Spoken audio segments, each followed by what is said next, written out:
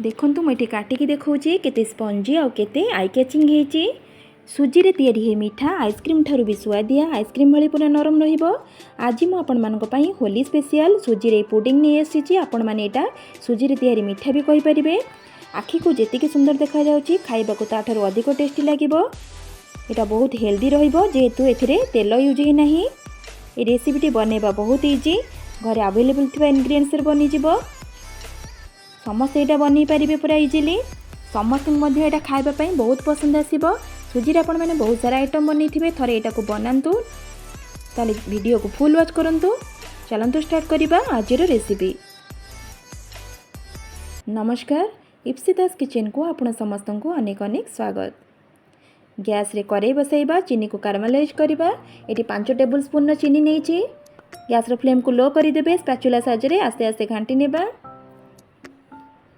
देखंतु चीनी आस्ते आस्ते मेल्ट हो गलानी, कलर भी आस्ते आस्ते चेंज हो गलानी, पूरा कैरामेलाइज हो गलानी। गैस रो फ्लेम को ऑफ कर देबा। केक टिन ने तेल को लगाई देबा। आपण माने चाहिले घी भी लगे पारिबे। तापरे जो कैरामेलाइज हेतिला चीनी को ताकू पकाई देबा केक टिन ने। संगे संगे आनी के पकाइबे नले हार्ड हो जिवो। ताकू चारियाड को स्प्रेड करि नेबा। 2 मिनिट पर्यंत ठंडा हेबा पई देबा। गैस रे पैन बसाइबा, सेतिरे 1.5 बाउल पानी देइथिली। हाफ बाउल्स रे चीनी को पकाई देबा। मिसई देबा टिके भलो से। 5 टेबल स्पून मिल्क पाउडर को पकाई देबा। ताकू पकाई के संगे संगे मिसई नेबे। किछि गुजराती गुंड को पकाई देबा भलो फ्लेवर आसिया पई। हाफ टेबल स्पून गुआ घी को पकाई देबा। अल्प लूण को पकाई देबा। भलो से ताकू मिसई नेबा। 2-3 मिनिट पर्यंत मिसई नेबे। तापर सेतिरे सुजी को पकाई देबा। एठी 1 बाउल सुजी नेछि। सुजी को पकाई साला परे गैस रो फ्लेम को लो रखी देबे। भलो से ताकू मिसई नेबे। एमती ही कंसिस्टेंसी रहिबो। एपटे गोटे बाउल ले दही को पकाई देबा। आपण माने दही जगह रे अंडा भी नहीं परिबे। तापर से सुजी को आनी के बाउल ले पकाई देबा। ताकू व्हिस्कर साहाय्य रे 2 ରୁ 3 मिनिट पर्यंत भलो से मिसाई नेबा। पूरा मिसाई नेली। एबे से केक टिन ने सुजी को पकाई देबा। सुजी को पकाई कि चारियाडे ताको स्प्रेड करि नेबे। तापरे गैस रे कड़ाई बसाई कि पानी देबा। पानी गरम हो गलानी। तापरे स्टैंड को रखी देबा।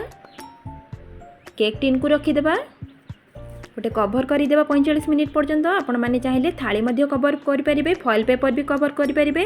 45 मिनिट पर कवर खोली देखंतु नाइफ साइज रे देखिली पूरा परफेक्ट हेछि, किछि लागु नाही सुजी। गोटे घंटा परे ठंडा हला परे नाइफ साइज रे चारियाडू टिके टिके काटी नेबे। एमती पूरा इजीली बाहरी जिवो। गोटे प्लेट को तले रखिकी केक टिन टाको ऊपर रखिकी ताको तळकू टिके टैप करि नेबे आस्ते आस्ते। पूरा देखंतु परफेक्टली बाहरी गला। केते कलरफुल हेछि। बनेला बेले एते आई कैचिंग देखा जाउछि ना। छुआ बड़ समस्त एटा पसंद आसीबो। पूरा इजीली बनि जिवो। बहुत स्पंजी हेछि। खाइले मध्य आइसक्रीम भली एटा पार्टी को लागिबो। आपण माने चाहिले फ्रिज रे एटा 3-4 दिन पर्यंत रखि परिबे। जदि वीडियो भलो लागि थाए चैनल को लाइक शेयर और सब्सक्राइब करि नेबे। ताले आज पई रहउछि। पुणी आसीबि नुवा रेसिपी नै। नमस्कार।